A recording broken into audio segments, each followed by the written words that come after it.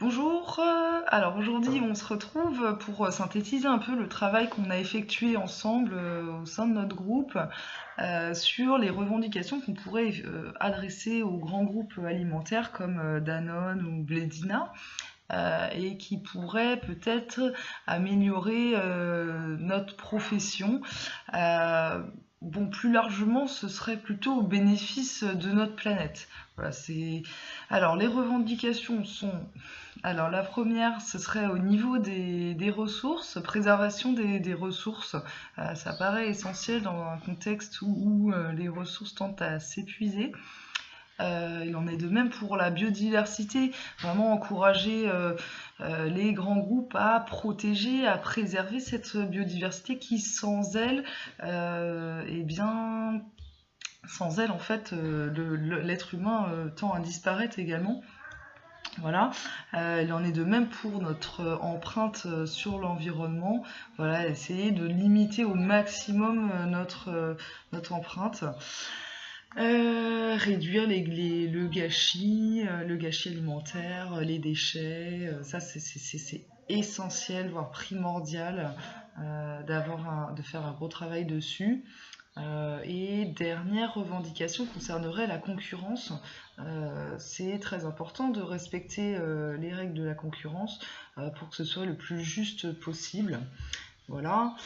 Ensuite, ben, du coup, conclusion, si les revendications sont prises en compte, la profession actuellement en danger pourra réussir à survivre à la grande distribution et peut-être envisager un avenir commun pour travailler sur la transition agricole et alimentaire.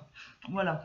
Ensuite, donc deuxième volet, ça concerne l'idéologie qu'on essaye de travailler, donc c'est le cultiver, le manger vrai. Alors l'idée du manger vrai, ce serait une synergie de plusieurs éléments. Donc manger vrai renvoie à une alimentation bonne, propre et juste. Voilà, bonne par ses qualités nutritives, propre par sa façon de cultiver et de préserver son environnement, et juste par une rémunération correcte. Alors le pacte de confiance serait recréé avec ses interlocuteurs, et ça c'est essentiel pour la transition alimentaire qui est en train de se produire aujourd'hui. Ensuite, la notion du vrai relève aussi du goût, du local et du sain. Donc c'est vrai que c'est subjectif parce que chacun a sa vision du vrai.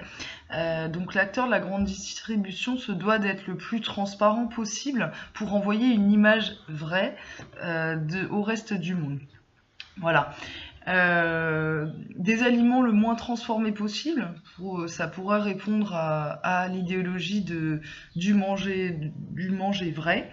Et alors, pour incarner cette idéologie basée sur la notion du vrai, Bénia doit être le plus crédible possible, donc en jouant sur la transparence. Pour rétablir un équilibre, les grands groupes doivent miser sur la qualité et non la quantité. Il y a aussi un rôle éducatif auprès de ces consommateurs. Donc il faut inciter les gens à bien se nourrir et les accompagner dans cette démarche liée à la qualité de vie. Voilà.